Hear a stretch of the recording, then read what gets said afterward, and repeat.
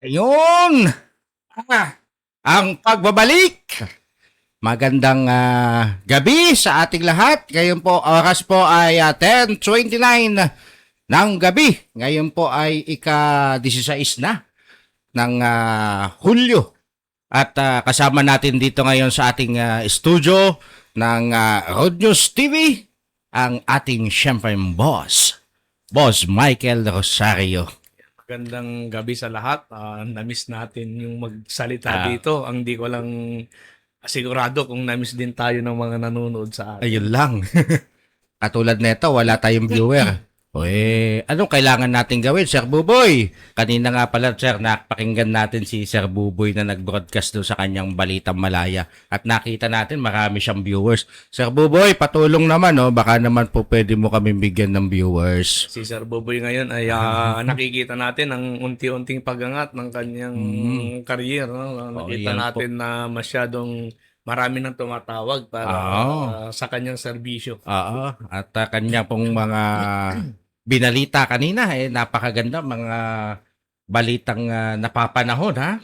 Mga balitang kinasasabikan. Oo. Talaga namang yan si Sir Buboy, napakasipag talaga, ano? Nag-viral pa nga yung iba. Actually, Actually, nasa 1 point something, ilang milyon yung Oo, viral actually, news na? nag 5.5 tayo lang nakaraan dahil sa kanyang mga balita. Kaya nagpapasalamat kay Sir Buboy ang Road News TV.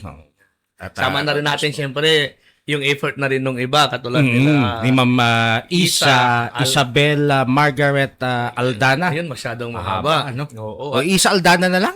Na-miss din natin dito si Pac, no? Si Si Aguila. Magaling ka, ha, Sir Aguila. Kalaokan na Paul Herrera. sabi ko nga sa tuwing nagbo-broadcast ito, parang nag-aantay tayo ng demanda. Pero nasa likod mo pa rin ang Road News, Yes. Sir Aguila. Yan, Sir si Paul Herrera. Aguila Herrera ng Caloocan, ha.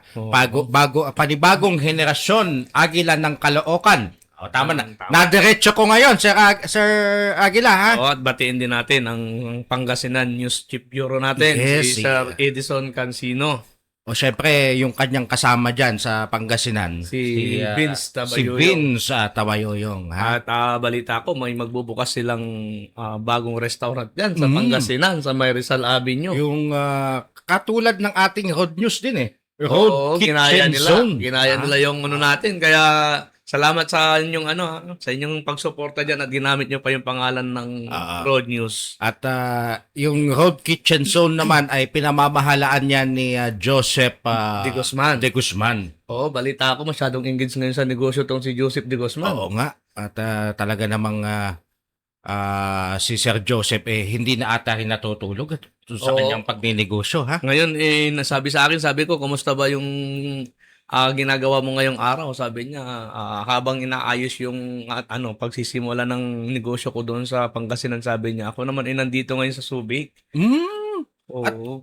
tinitignan ata, mayroon atang sabi niya sa akin, ha? Ewan ko lang. Kung ito totoo, na meron daw hindi pa man nagsisimula yung Road Kitchen Zone, meron na daw gustong mag-franchise. Sa May Balanga. Sa May Santa Balanga. Ruel. Oo. Sa May Balanga. Kaya pag-usapang negosyo, no? Pero Medyo... na-jump ata tayo doon sa ating script kasi kahit wala tayong script. Nasa pagbati muna tayo. Actually, masyado lang ako na-overwhelm kasi sa mga galing na kanilang ipinapakita. Anyway, batiin din natin yung ating kasama minsan sa pagbo-broadcast dito at madalas nawala. Si Sir Edtan. Sir Edtan, Ayun. saan ka na? Si Sir Edtan Flores, medyo lang yan. May mga iniinda lang siya, Sir Darwell. Gusto ko, sir, yung kanyang punto de vista. Kanyang music, mga punto de vista niya, saka yung kanyang Road Express balita. Pero kung nakakamiss ang isang Edtan, nakakasabik naman ang isang Ariel Fernandez. Yes, sabik na sabik tayo makasama muli. At sabi niya sa akin kaninang umaga, kahapon pala, dapat ngayon magbo-broadcast kaso nga lang meron na pinuntahang mahalagang bagay. At talagang busy-busy ang ating kaibigan na si Sir Ariel Fernandez diyan sa kanyang NAIA press corps, ha.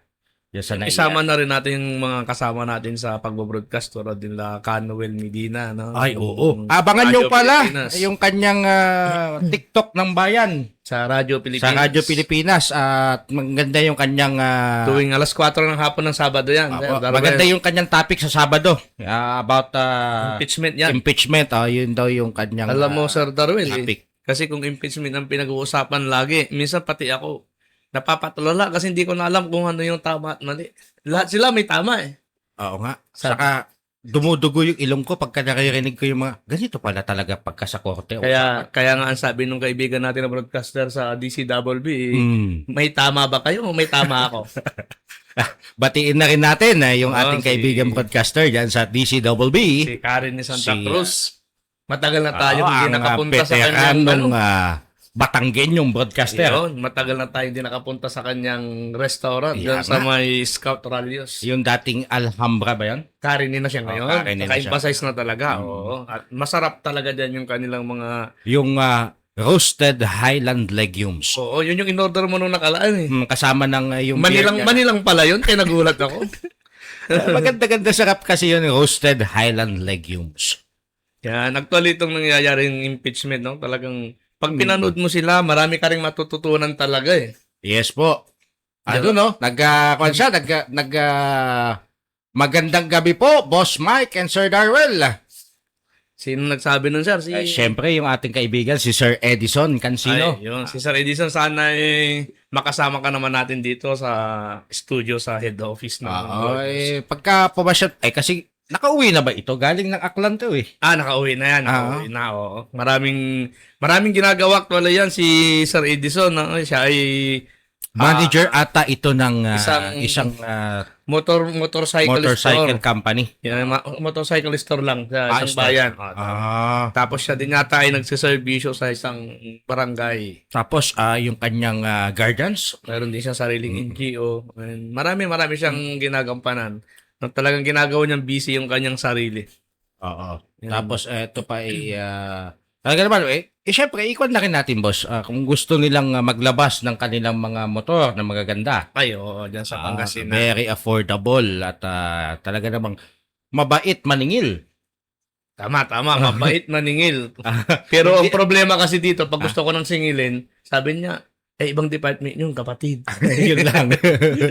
Pero Sir Darwell, gusto kong natin yung natutuwa ako dito marami tayong natututunan dito sa impeachment na to, tama. Oo, balik tayo sa impeachment, sir. Marami tayong natututunan. Minsan kasi ang gusto lang natin tignan ano ba talaga yung pinupunto ng impeachment? Kasi, di ba, unang-una, yung grupo nila Senator Alan Cayetano, nagpasa sa Supreme Court yan ng parang disqualification kay Chis Escudero. Di ba? Na hindi kasi nga, eto yun ang senaryo kasi, dapat ang presiding officer, Sir Mike, ay ang supposed to be ay ang presiding officer dyan sa impeachment court na yan ay ang Senate President.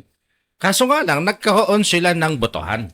Siguro makatwiran din naman. Kasi alam mo, hindi rin natin, bakit mo ipipilit na ang maging umupo, presiding officer, yung talaga namang hindi kaya mag-preside. Hindi naman natin sinasabi na hindi kaya ni Sir Win. Pero kasi 'di ba, doon sa dapat mga legal terms 'yan mga abogado. So ang ano lang kasi dito, bakit sasabi ng grupo ng mga nag-file sa Supreme Court, bakit mo kinuha yung posisyon kung hindi mo naman pala kayang gampanan? Ay baka naman kasi hindi alam na siya yung uupo noon tapos magdediretso yung impeachment proceedings.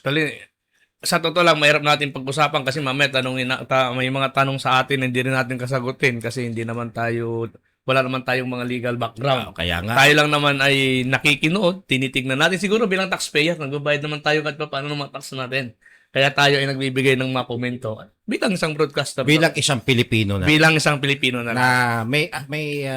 Kumbaga may pakialam tayo, Sir Mike, may pakialam tayo sa nangyayari dito sa ating bansa. Pero napakahirap kasi pagka wala tayong pakialam Pero minsan sabi nga nung napanood ko dati na yung pelikula, sabi nga sa kagusto mong ipakitang ikaw ay magaling, nakakalimutan mo nang ikaw ay mabuti. Ayun lang. Kaya ang nangyayari dito sa mga abogado na iniidolo natin, sila nagsasagutan. At minsan parang nawawala na sila doon sa pagiging isang professional. Kaya nga kumbaga lalo na itong mga nakikita natin yung mga mga dirty tactics Ayun. ng mga ibang mga abogado pag dating sa defense saka sa prosecution, ha? Pero ang nangyayari sa lahat, puro may mga tinatawag silang mind conditioning. Tama ba ako? Yun nga yung dirty tactics. Dahil na sinasabi ko sa'yo kanina. sasabihin nitong prosecutor team, no, itong grupo ng Congress naman, talo na daw si VP Sara sa impeachment. Tapos makikita naman natin sa mga post sa Facebook panalo na daw. Panalo na daw sila. Oo, mga ganon. So, minsan isa yan sa mga tinitignan natin, gaano ba kadumi talaga ang politika, no? 'Di ba? Pero meron akong nakita magandang sagutan. Ano, Kahapon yata yun, yung kay Congressman Shell Jokno at saka kay Mike Powa. Nasaan ba ako niyang kahapon? Ba't hindi ko ata napanood yan, ha? Umalis Medyo magaan yung kanilang, wala kang naririnig na objection, pero naipaparating nila sa isa't isa na hindi tama yung sinabi mo, Panyero. Parang ganun ang dating Diba? So kung ganun yung makikita sana natin ng mga sagutan, lalong matututo yung mga mamamayan. Lalong matututo yung mga taong nanonood. Katulad ko, marami akong natutunan na pwede mo palang iparating yan ng wala kang masakit na salitang binitawan. Mga salitang halimbawang parang hindi maganda sa pandinig ko yung sinabi mo sa akin, Sir Darwel. Mga ganun ang dating At sasabihin naman ng isa, sige, uulitin ko yung pagtatanong kung hindi maganda, itatama natin. Refresh niya. Mga bagay na nakita ko kahapon, pwede pala yung ganito. Kasi doon sa unang 3 araw, ang nakita ko Objection, doon, Your Honor. puro sagutan. At nung, Irrelevant, Your Honor. Relevance. medyo may mga masakit pa doon na saan ka ba nag-aral? Mga ganun Pero, hindi natin alam na si VP Sara ay ang pinakamataas ng mga ganun mga kwan Pero minsan titignan mo rin kasi yung punto din nila, di ba? Maraming punto silang sinasabi Tulad ng sinabi ni Senator Chis Escudero na alam na nila sa simula, 16 to convict. Di ba? At alam din nila na hindi nila makukuha yung 16 to convict. Yes, at 7 to acquit. 8 yata 7? 7 to acquit lang. Oo. Siyempre, 23 na lang sila. Hindi. Di ba? Yung pa yung isang usapin, tama ba talaga na Pero, ang number 1 na pinupunto nila kasi dito, kasi ang pinakamalakas daw na ng prosecution na impeachment ay yung inuna nila ngayon. Yung pagbabanta na yan, yung retreat na yan. Yung if ayun, di ba? Kapag ako pinatay, may kinausap na ako. May kinausap na ako. So, napakatindi. Pero sabi nga nung iba naman, kung yun daw yung naging kaso, dapat idinaan mo na yun sa korte. Sa akin naman siya. Hindi ko alam kung bakit idadaan mo sa korte kung ang hindi mo naman po pwedeng ang tawag nito, kasuhan sa korte, yung kasi sir, ang grave threat ay hindi siya impeachable offense. Ayun lang. Dahil ang impeachable offense ay yung mga plunder. At least natutunan ko ngayon yan. Yun yung sinasabi. Naririnig lang ko lang sa aking panunood. Kaya sabi ko kung mahinahon at maganda ang pagpapalitan nila ng salita, ay hindi lang impeachment yung tinatalakay dito. Maraming na-i-educate na tao. Ay, boss. Di ba? Ito, meron tayong nakita dito. Nag-comment dito sa ating live at batiin na rin natin. Good evening daw, sabi. Good evening, bossing and brother. Sino yung bossing? Ako siguro yun, ikaw yung brother. Malamang. Ikaw yung bossing, ako yung brother. Doon na lang ako sa ako yung brother. natin. Di ba? Galing yan kay Nelly. Kay Ma'am Nelly. Ma'am Nelly. Sabi ko sa'yo, kapag usapang negosyo, ayan yung mga kapag usapan negosyo. Alam mo. Ito isang negosyanteng hindi nagpapatinag, Totoo. bumagsak, umangat, bumagsak, gumapang, iginapang ang kanyang hanap buhay at ngayon po ay umangat muli. Yan, so isa siya ngayon sa mga kinikilala sa mga affiliate marketing. Yes, si Nelly De Leon. Ano ba ginagamit niya apelido ngayon? De Leon ba? Basta ang tawag ko kasi sa kanya, Mutya. Si Mutya. Oo, kasi nung kami ay magkakasama pa at nagbebenta ng kung ano-ano. Sabi nga namin, bigyan mo kami ng paninda kahit ano yan. May bibenta namin yan dahil isa lang motivation namin. Kailangan namin kumain. Yan si Mutya. Yan si Mutya. Magaling talaga yan si Mutya. Ito nakita na subaybayan din natin to. Ito ay umangat, bumagsak at ito talagang hindi tumigil. Napakagandang gawin kaya nating pelikula yung pan neto. Yung talambuhay nito ni Mutya Hello, Ma'am Mutya. Comment ka naman dyan at share mo na rin itong ating video Ba't di ko makita sa aking cellphone yung ating Yung ating live, para ma-share na rin. Ay, dyan naman si Sir Buboy eh. Sir Buboy. Wala na ata Sir Buboy. Iniwan na tayo. Okay, anyway, sir. Malayo na nararating na impeachment na ito. Oo. Ang dami ng Pero may nakikita ako, sir, dito sa aking kwan. Meron daw witness na hindi na nagtuloy. yung sa vice nakakatuwa talaga yung nangyayari. Palibasa wala tayong background, no. Pero pwede pala na yung witness mo ay maging witness ko. Kaya nga eh. Di ba? So, hindi nila tumuloy yung witness kasi witness pala siya ng magkabila. Tawag naman ng iba daw doon, yun daw yung phishing ba yun? Parang, di ba? Ano yun? Yung nagkaso ka muna tapos saka ka maghahanap ng ebidensya? Parang ICC. Ang hirap po magkomento kung alam nyo lang ang nakaramdaman namin ngayon. Talagang mahirap magkomento dahil unang-una ngayon kapag nagkamali ka, baka mawaran ka na wala sa oras. Makamalibel ka katulad na lang ni mga abogado ngayon, ha? Ay, si Atty. Libito, baligod. Balikod. Nakakatawa nga yung gobyerno ngayon, di ba? Talagang ang nakukulong talaga yung mga bumabatikos. Kaya huwag kang babatikos, kapatid. Wala yung pampalakpak natin. Palakpak ka na. Yun, tayo pumalakpak, di ba? Nakakatakot ngayon ng magsalita. Yes, oo. Ng tama. Hindi naman kasi natin po pwedeng sabihin tama, sinasabi nila, Yung 18 Marines. ng 18 Marines. Dating Marines. Kasi pag sinabi mong tama, ibig sabihin, mali yung kabila. Kinampihan na natin sila pagka ganun. Yun. So, Hindi rin natin po pwedeng sabihin mali yung kanilang mga sinasabi. Anong ibig mong sabihin? Magulo ngayon ng gobyerno. Magulo sila. Nagulo ang At gobyerno. yung nagkakandili sa kanila, may kaso ngayon. Yun ang totoo. Kinasuhan siya ng cyber libel. Cyber libel. At yung isa nakakulong. At yung isa naman si Mark Defense, mahirap pala talaga mahirap mag-donate. Mag-donate? Mahirap magbigay. Oo. Plano ko paano mag-donate. Wag na. Buti na lang wala akong may pang-donate kaya hindi ako nagbigay. Sipi mo, pati yung nagbigay pala, makukulong. Oo, nagbigay ka na nga. Hindi ka naman umupo sa pwesto ngayon at wala ka sa kuwan. Ikaw nakasuhan ng plunder. Kaya nga, nagbigay ka lang. Nagbigay ka lang. At yung binigyan at nanalo nga, nakakulong ngayon. Napakahirap. Pero at eto, mayroon pa akong nakuha. Di na balik nakakulong, brother. Senador naman. At least, no? Oo. Tayo pangarap lang natin. Kahit barangay captain, baka di pa tayo manalo. Baka makulong tayo kasi di pa tayo barangay captain. Anyway, sir. Katulad na, eto ba na, eto may tweet na naman to si Senator Ping. Napakagaling daw ng mga doktor diyan sa PGH. Kasi noong hinuli o nagsumuko itong si Senator Marcoleta, dumiretso siya doon sa PNP General Hospital. Diba? Tapos, meron daw acute pneumonia, something ganon. And ang nangyari, ngayon, at sinuri ulit ng mga tao dyan sa PGH, mga doktor dyan sa PGH, okay na daw. Magaling na daw. Hindi dapat purihin natin yung doktor.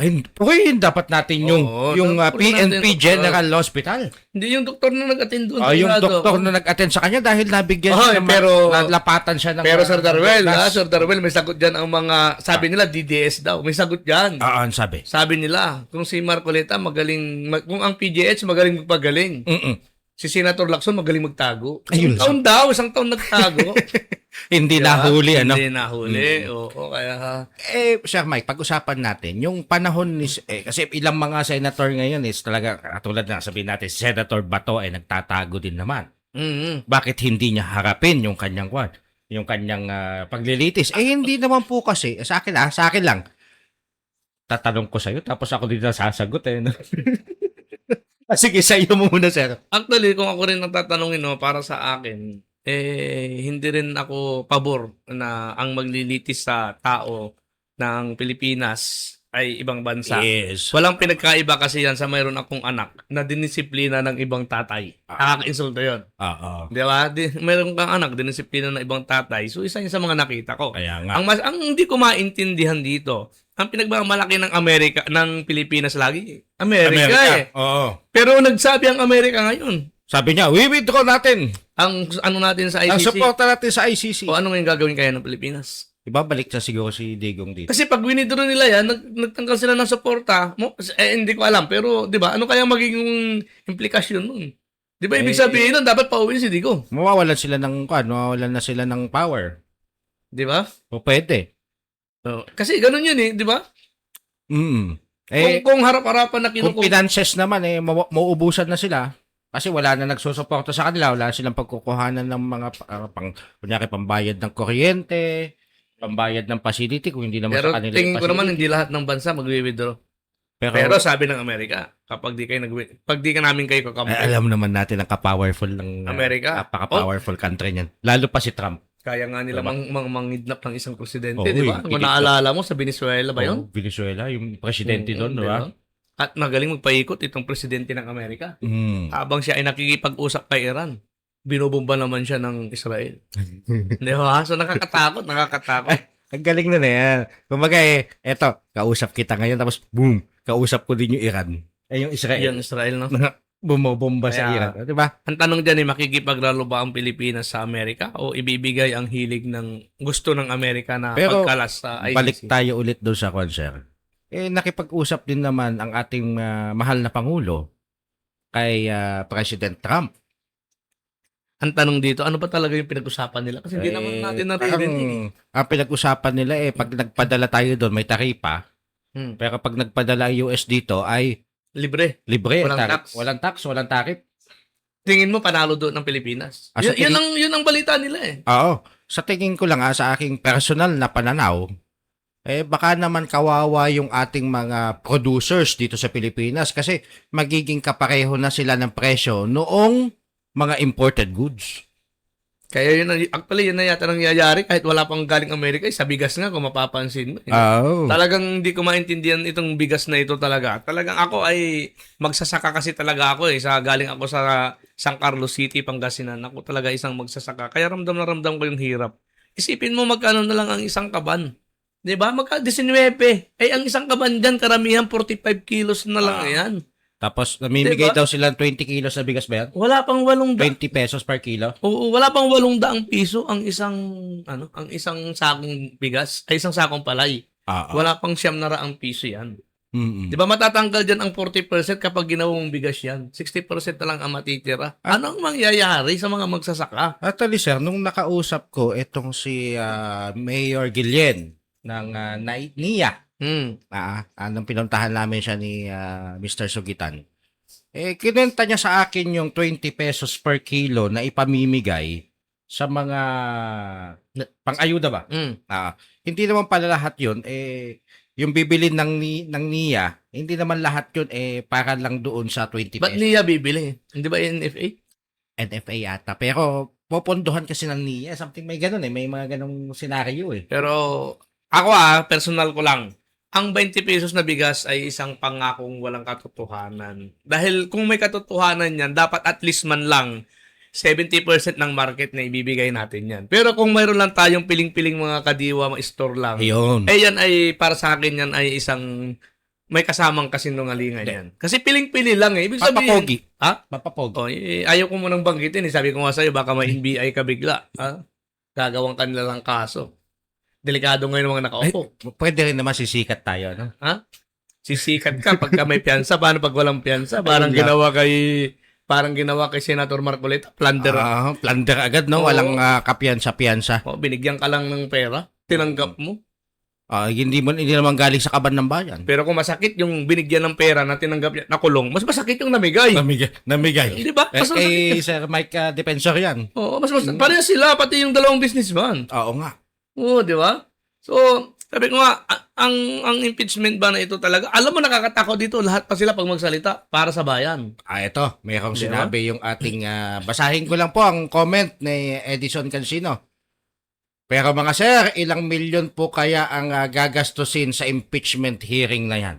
Marami bumabati ko siya. Ayun, tama. Oo. May kwento tapos meron daw sabi, mayroon po dapat sana na matutukan ngayon itong sobrang init at heatwave sa Europe. Ayon sa mga balita, marami. Saan na ako nawala? Tuloy ako. Ayun. Pero kung pag-uusapan natin yung sinasabi nga, tama nga naman. ang hinahabol natin 125 million na pinag-uusapan. Marami nang namamatay at tatagal ito, El Nino, hanggang 2027.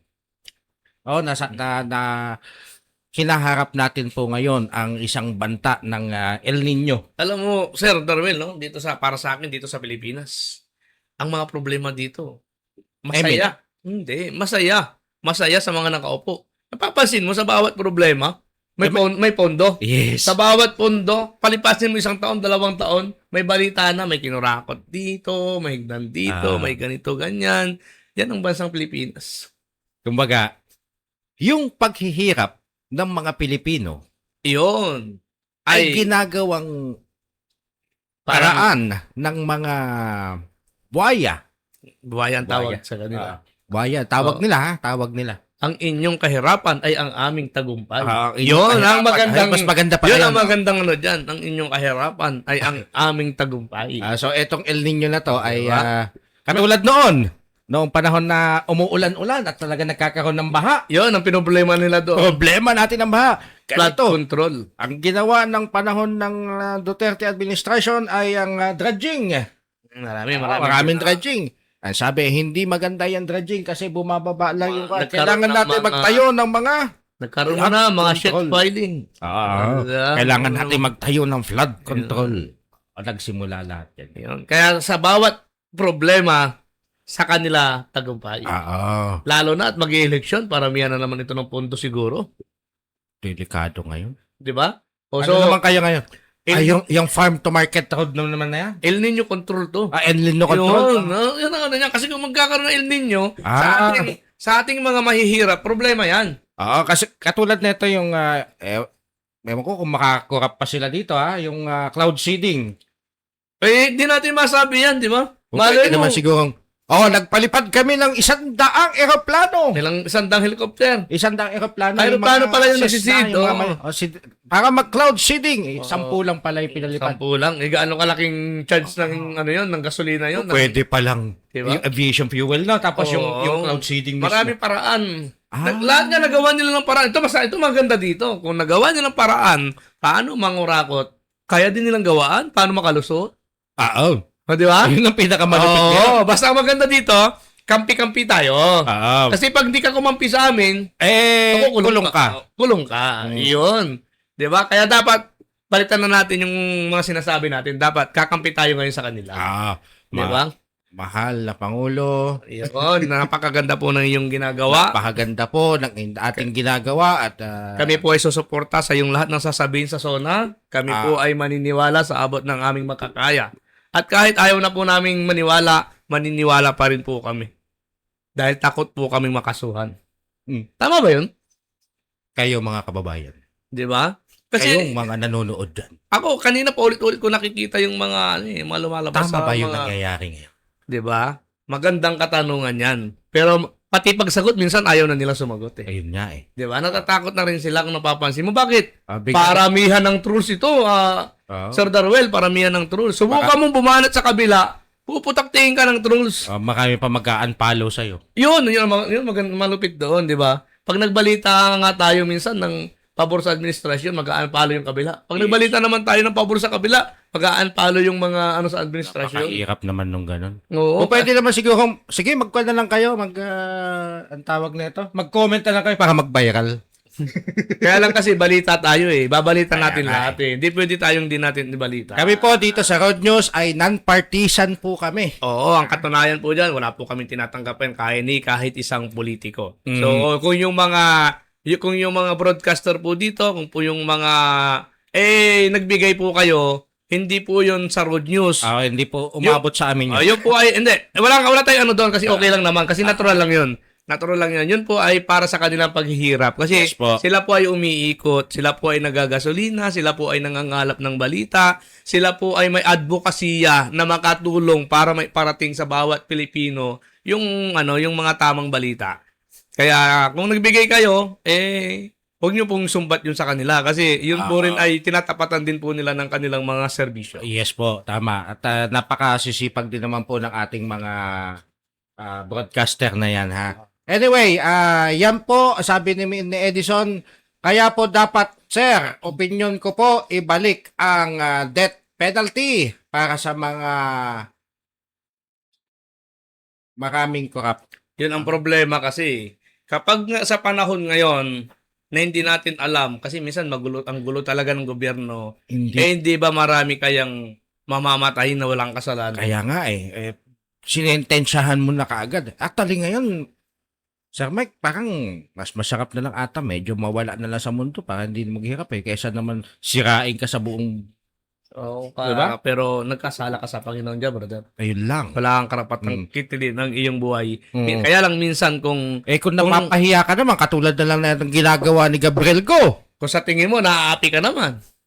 At sasabihin ng MMDA nung nakaraang mga taon, nabasa ko Oo. na bawal daw ang mga miyembro nila o mga empleyado nila na mag-vlog.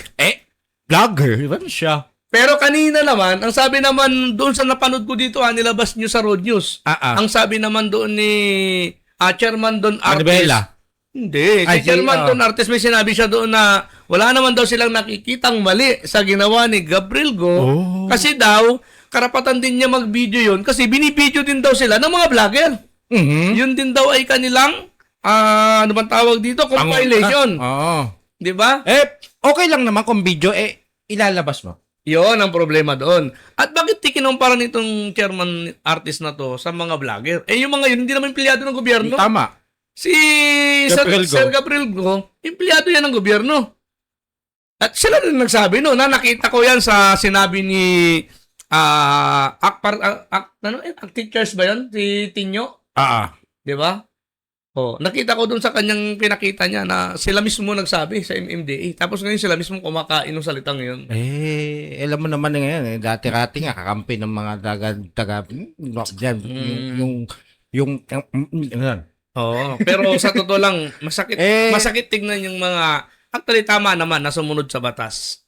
'Di ba? Kaya lang kung nasasagasaan naman na yung pagkatao ng mga tao, ako walang problema sa akin. Huliin mo ako dyan, walang problema. Ibigay ko lisensya ko, tikitan mo ako. Sasabi mo sa akin, baka nakiusap. Nakiusap ako doon, hindi dahil ako, halimbawa lang, hindi dahil ako ay isang guro. Mm-mm. Kung ako ay nakiusap, hindi dahil ako ay isang media. Nakiusap ako dahil ako ay isang tao. Yes. 'Di ba? Wala bang karapatang makiusap ka na huwag kang i-video? Actually, hindi dapat pinapakiusap yun Kasi hindi dapat binibideo o hindi dapat pinopost sa social media ang mga ganong klase. Tama. 'Di ba?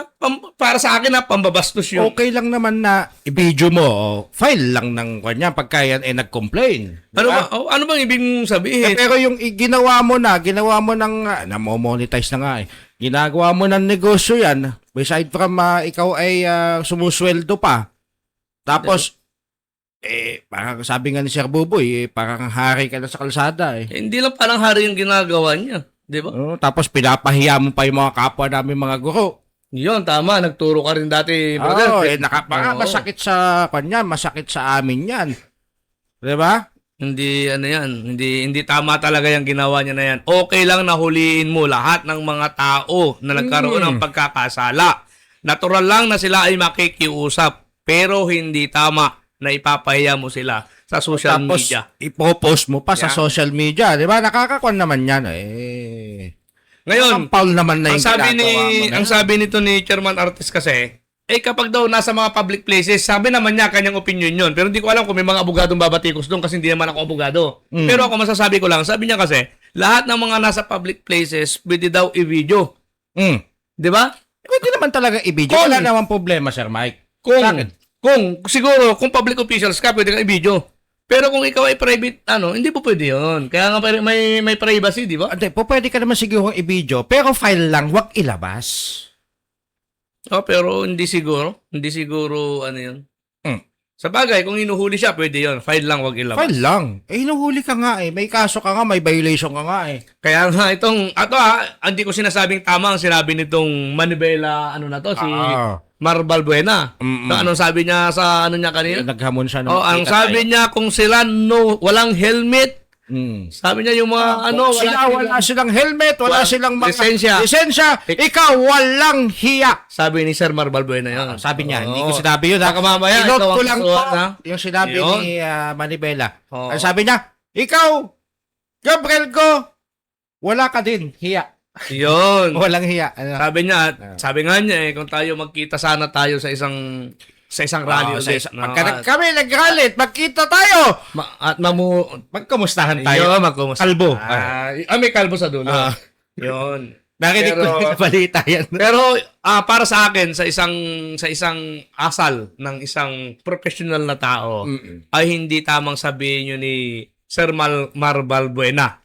Pero para sa mga taong nagagalit dahil gusto nila ipagtanggol ang karapatang pangtao ng mga taong inaapi, natural lang na magalit. Ito pa, mayroon din sinasabi dito si active itong ating kaibigan si Edison. Sabi niya, sobra na po kasi ang demokrasya sa bansa po natin. Actually, yan naman kasi ang ating ipinaglalaban. Pinaglaban po kasi talaga natin yan. Yan, demokrasya. Pero totoo, sigurado ka bang sobra ng demokrasya? Bakit may mga nakukulong na hindi man lang nakapagpapaliwanag ng maayos? Dahil nga, nawala na yung freedom of speech. O Nasisikil na. hindi naman freedom of speech ba ang tawag doon? O dahil nasasagasaan na naman yung tinatawag natin na ang inyong problema ay aming tagumpay. Ayun. Di ba? Malamang yun yung nasagasaan. Oo. Bakit hindi natin pagtuunan na lang ng pansin yung mga rider na naghahanap buhay? Sabi niya, na sinasaksak patay. Yun. Ay, may nakita. Pero marami kang, Kawawa alam mo, naman talaga kung yun. komento ang pag-uusapan natin, kahit abutin ka siguro isang taon, hindi ka mauubos sa kukomentuhan mo eh. Oo. Di ba? Minsan may mga taong nandoon nagrarally. Di ba? Oo, Nagrarally sila para sa, yung sinisigaw naman nila, ang ganda-ganda naman. Accountability. Yes, katulad ng Justice. ginawa dyan sa EDSA. Yeah? Accountability, justice, tatlo yung sinisigaw nila eh. And responsibility ba yun? Di ba? Yun yung isinisigaw ng mga nagrarally. Pero, syempre, dahil maraming mga mga tao, Marami daw galit. marami namang galit, yung mga na-traffic daw. Wow. Pero ako, sa totoo lang, kung mayroon akong nagustuhan sa ginawa nila, Sir Darwell, yung matapang silang humarap doon. Kasi ako natatakot akong pumunta doon eh. 'Di ba? Baka mamaya mabato ako, mapalo ako eh. Pero sila nandoon sila dahil mayroon silang pinaglalaban eh. Natakot akong pumunta doon. Natakot ako, baka ako ay mabato, baka ako ay makasuhan, baka ako ay mahampas ng kung ano-ano diyan. Pero saludo ako sa mga taong Peaceful naman, generally peaceful naman pagka sila nag-rally. sino ba yung sila, kapatid? Yun yung tatlong kulay. Okay. Oo, marami nagsasabi na pag sila nagrarally, sabi nga ni Kahit Mayor, nga si Mayor Isko, Mayor sabi Isko, niya, generally peaceful naman. generally peaceful naman. So, basta ako, natutuwa ako sa ginawa nila. Kung yung iba nagagalit, ako natutuwa ako sa kanila. Kasi, sila yung mga grupo na hindi masyadong umaasa sa ayuda. Sila yung Yes. mga grupo na hindi masyadong nag-aantay doon sa mga ibibigay ng gobyerno. Pero sila yung nangunguna doon para mag-rally at humingi ng justice at saka accountability. Oo, sir. Saka, yun, nagawa ng grupo, ng INC, yung nung panahon ng ayuda na talagang ipinagamit nila ang kanilang facility. So sila pa namimigay. Sila pa ang namigay sa city government. Natutuwa ako Ngayon, sila Natutuwa. sumisigaw ng, sila ay sinisigaw nila ay accountability. injustice. Dahil sa mga injustice na nakikita nila. Ako natutuwa sa kanila. Ba't yung iba dyan, galit na galit daw dahil na-traffic daw sila. Hindi lang naman EDSA ang kalsada, di ba, boss? Maraming, alam mo, sa totoo lang, kapag hahanapan ka ng butas, no, lagi na lang yan may butas. Wala kang tama. No, wala kang itatama sa mga bagay-bagay kapag hinanapan ka ng butas ng mga troll ba tawag sa mga yun? Oo. Di ba? Pero bago tayo magalit, gusto kong batiin itong Meron- SARDS, no? Yan, 16 years na 16 sila. years anniversary. At ito yung isa sa mga grupo na NGO to Sir Darwell, Yes, sir. NGO to. SARDS is a special action group. For emergency. Special action group for emergency. Parang ganun yan, SARDS. NGO. Malawak na rin sila sa iba't ibang probinsya. Meron sila sa Cavite, Yes. Pampanga, Bataan. Pero ang nagugustuhan ko dito sa organisasyon na ito, talagang pinapanindigan nila yung pagiging isang force multiplier nila. At talagang kahit na sila ay walang suporta, kahit na sila ay minsan nagugutuman, talagang Ay, hindi naman sila nagugutuman kasi sila mismo nagluluto eh. Nagluluto sila doon. Lalo na ito si Ma'am Mimi. Mahilig Yun, magluto, si Ma'am yung Mimi. chairman ng IMUS. Pero sa pangunguna ng kanilang presidente, sumasaludo kami at kayo ay nagbibigay ng libreng serbisyo para backupan, no? Para tulungan ang ating mga kapulisan. No, marami silang mga duty ginagawa sa Bataan, pero ako ang lagi kong nasasaksihan ay yung kanilang mga ginagawang pag-duty dito sa Quezon City at saka sir. sa Caloocan. At hindi lang yung pag-duty na yan, sila ay nagkakawang gawa din, namimigay sila ng food pack. So parang may feeding program may sila. feeding program din sila, pero hindi nga lang tuloy-tuloy, hindi lang araw-araw. At ang maganda dito, sir, 16 years na pala. Yes, sir. Yun yung nakakatuwa sa kanila. 16 years na Yun. At nakatatag. gaganapin ang kanilang anniversary no, sa kanilang headquarters. Hindi ko alam yung eksaktong address, pero dito lang yan sa may IBP Road. Malapit sa may stoplight. Stoplight. Malapit sa may mga terminal ng tricycle yata doon eh. Malapit sa Sandigan. Malapit sa Sandigan. Malapit sa Sandigan bayan. Yun, so nandyan ang kanilang headquarters, ang Special Action. Siyempre, and Rescue batiin na rin Group for natin yung Emergency. kanilang presidente. Yun, Si Tres Erlinda. Erlinda Tinitigan. Yun, ang walang sawa. Ang walang sawang gumaganap ng kanyang tungkulin. Mayroong At, suporta o wala. Batiin na rin natin, sir, yung kanilang doon sa Bataan. Ay, kagagaling mo lang natin. Binisita natin sa Bataan, ha. Yung kanilang provincial SARDS chairman. Chairman ba tawag doon? Oo, tama. PSC. Nakalimutan ko ang pangalan. Sir, pasensya ka na, ha. Nakalimutan ko pangalan mo. Pati na rin yung kanilang municipal SARDS chairman. Matagal mo silang President kasama, pala, maghapon, nakalimutan mo ang kanilang pangalan. Oo nga. Pasensya na kayo. Pero Nakalimutan ko. Sa Limay chapter. At syempre yung doon sa pinuntahan din namin sa Maribeles. Ang gaganda. Talaga. Tapos pagdaan namin, nakita namin dun sa may Hillview, dun sa may Maribeles Bataan din. Nakita natin na sila po ay nagga-guide sa mga traffic. So talagang nakakatulong talaga, no? Yun yung yun yung masasabi mo na talagang mula sa puso yung kanilang yung ginagawa. pagtulong na Walang kapalit.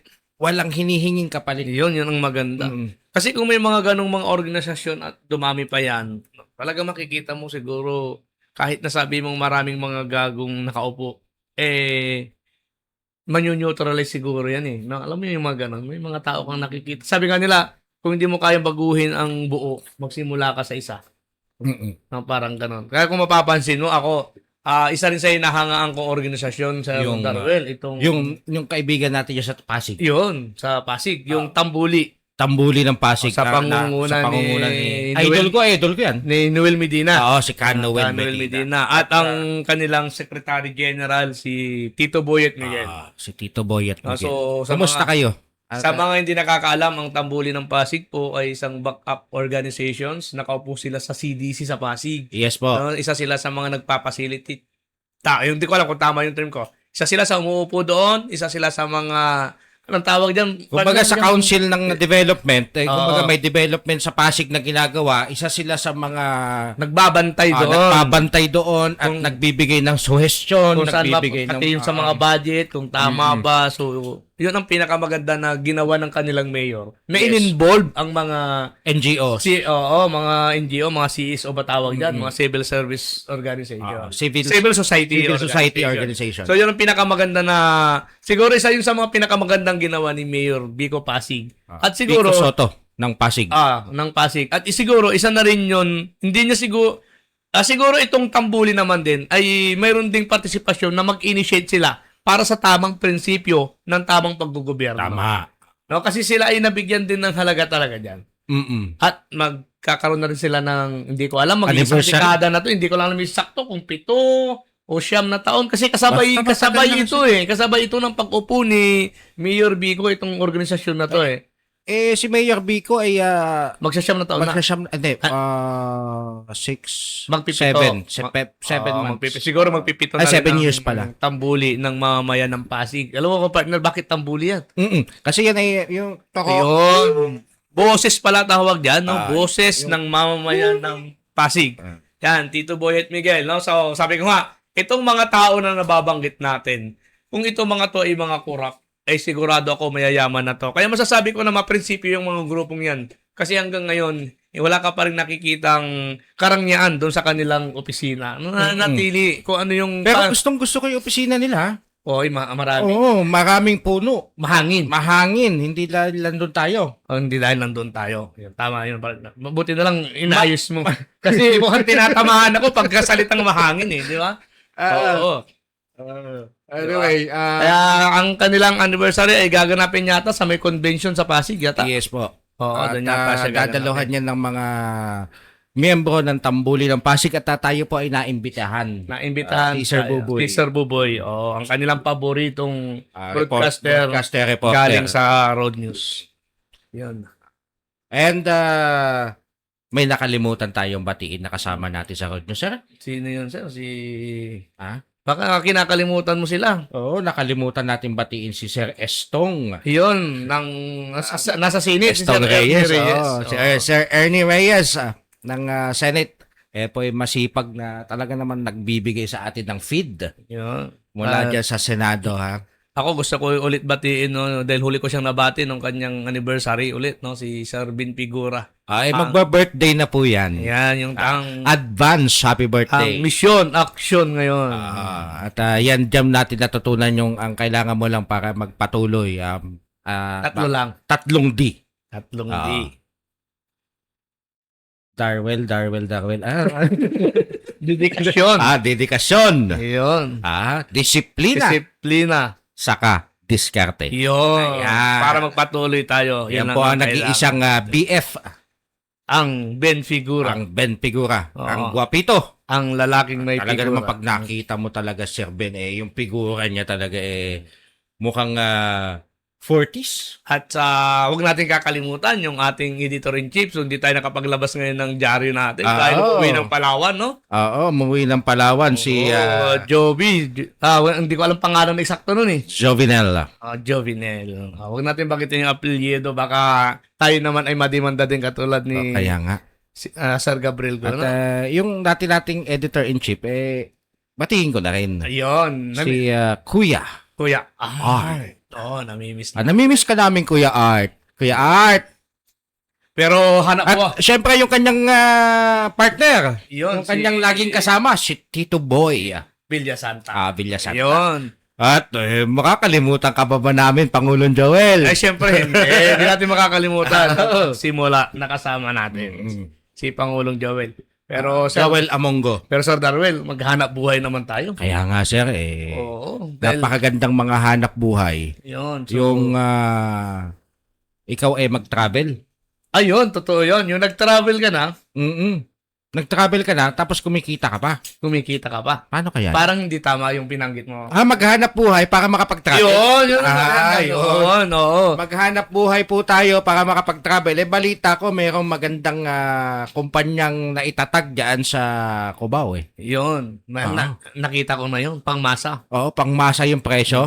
Pangmasa. Tapos- Saka hindi. Ang hinahanap nila, yung mga taong gustong gumwapo at bumango. Di ba? At ang balita ko, ang CEO nila dyan, gwapo. Dapat makilala natin.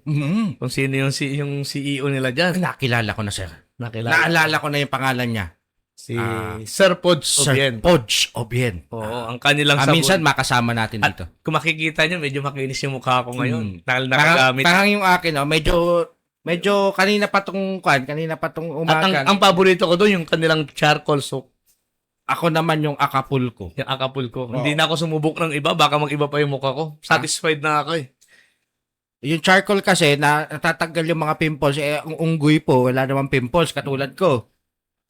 Para sinabi ko, unggoy ako. Yung Sir Darwell, yung kanilang pabango, paborito ko dyan, yung B6. Ano ba yung B6 na yun?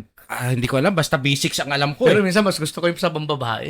Kaso baka magalit si Mrs. pag-uwi. Ayun lang. Ewan kasi pambabae, di ba? Mapagkamalang ka. Ako naman, yung B5, ang gustong-gusto ko dyan. Ito maganda dito. Kaamoy siya nung malamig na tubig. At ang maganda dito sa nakita ko sa kanilang negosyo, hindi siya hausyaw kasi meron siyang maayos at magandang opisina. Maluwag pa yung kanilang Maluwag yung opisina nila. So parang actually, parang 200 square meter, 100 plus square meter. sa isang magandang Sa isang building isang dyan corporate sa Cubao. building. Isang Oo. corporate building sa Isang Cubao. corporate building na So, banggitin na natin ang kanyang yung pangalan, no? AIA Ang Building. One Wealth Next Gen Corporation ay matatagpuan sa AIA Building, Cubao, Quezon City. Quezon City, mezzanine floor. At pag nakausap nyo po yung kanilang mga leader doon, katulad ni Sir Jovan Kasidsid, Ay, nasa Cavite ngayon yan. Ang alam ko, nasa Cavite yan. pero nag-text siya sa akin, Sir, pauwi na ako eh. Pauwi baka na siya nakauwi na. ngayon. Baka nakauwi Baka na. nakauwi. Siya ay talagang kasama natin na nagpapalaganap kung gaano kaganda ang ating mga produkto. Oo. At si Sir Jovan naman, hindi nyo talaga kakitaan ng yabang. Nakikiatin na ako. Oo, Oops! ate. Kasi nga, ang pangalan ng produkto nila, Sir, is I own. Asa ka hindi. Baka gusto nilang sumali. Oo. Ay, nandito ako. Meron kasi tinatawag doon na sponsorship. Oo. Nandito lang kami. Andito lang ang Road News. Di Baka ba? gusto nyo magpa-sponsor Oo. sa amin, tutulungan namin kayo. Hindi po kami binibigyan ng I own ng pera ha. Binibigyan lang po kami ng Oo. pabango. Baka sabihin ninyo, kala ko ba di kayo tumatanggap ng pagkusa, tumatanggap po kami. Hindi po kami tumatanggi. Oo, bawal tumanggi. Bawal lang po sa amin manghingi. Pero bawal tumanggi. Pag binigay, tanggap. Yun. Bawal naman po kasi talagang yung grasya ay ang tawag dito, tanggihan. Tanggihan. Sir, i-promote pa rin natin yung isa nating Tapos, kasama sir, sa hanap buhay. Syempre, pagka ikaw may pera na, Yun.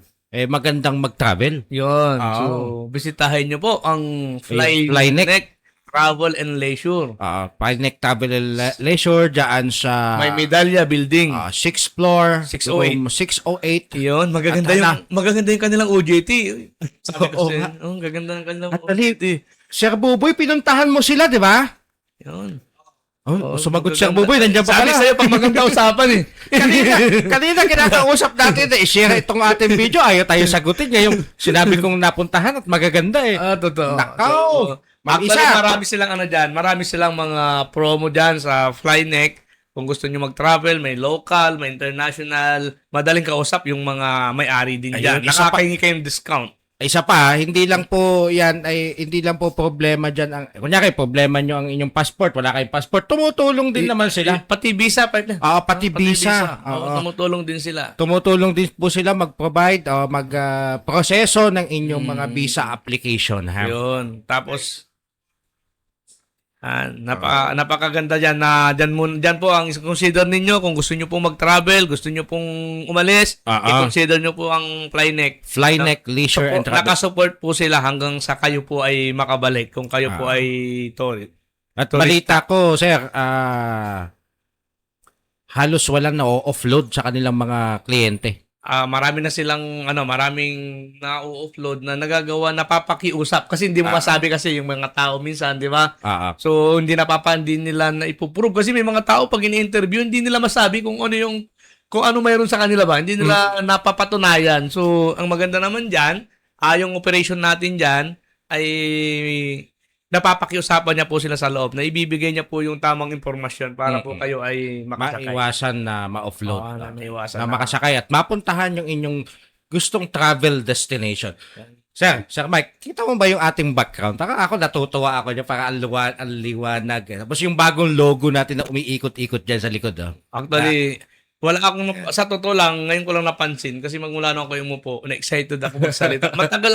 Actually kung mapansin mo, parang nahihinto ako ngayon dahil matagal akong hindi nakapag-broadcast. At It's World yan, umiikot na kanya nasa likod ko. Tapos yung umiikot-ikot ng letter R yan sa Road News. Ay magpapasalamat tayo sa gumawa niyan. Yan, ang gumawa niyan si Isabel Margaret. Isabel Margaret ang gumawa. Siya pala ang gumawa niyan. Oo, yung actually, nakapunta sa atin yun dahil kay Sir Buboy. Iyan po ay ang sponsor sa kanya opponent. para maging part siya ng Road News. Yun. So, Sir Darwell, may mga dapat pa ba tayong batihin dyan? Baka nakalimutan natin sila. Ano pa ba yung mga nakalimutan ko? Pag may nakalimutan po ako ay pagpasensyahan nyo na at medyo tumatanda na. Yun, so anyway, Agila, ako muna kapatid. Sige, sir. Dahil namimiss ko talaga to si Agila ng Caloocan, no? Si Paul Herrera. No, magpagaling ka na kapatid at naghihintay na sa iyo ang mikropono ng Road News para sa iyong programa. Batiin ko lang din syempre yung aking paboritong pamangkin diyan sa Calatagan, Batangas at magsisimula na ang pag-aaral, ang schooling ulit ha. At mag-aral na mabuti at yung promise mo sa akin na kasi promise niya itong paborito ko pamangkin sir. Pagka daw siya ay nagkaroon na ng bibigyan niya daw ako ng brand new Fortuner. Yun ang maganda. Hindi ko nakakalimutan yun ha. Kaya paborito ko pamangkin to eh. Ang tanong, paborito ka niyo, Tito Ren, siyempre. Bakit ka mo? Ay, nag-iisa lang ako. Nag-iisa ka ng tito eh. Ay, hindi. May tito siya sa nanay niya eh. Hindi niya po pwede sabihin paborito niya ako. Sa ating mga kasama, magandang gabi ulit. Siya po si Sir Darwel Baldos. At, Kasama natin sa kwentuhan at balitaan. si Sir Michael Rosario, ang ating big boss dito sa Road News. Kasama natin, wala tayo na ilagay dyan na kwentuhan at musika at kwentuhan. Kasi nag-laps na yun eh. Matagal na kasi tayong Pati nga tayo, parang naglaps din tayo. Parang di na tayo makapagsalita ng tuloy-tuloy eh. No? Pero napag-usapan po natin kanina, syempre yung impeachment proceedings, iba na rin po ang merong alam.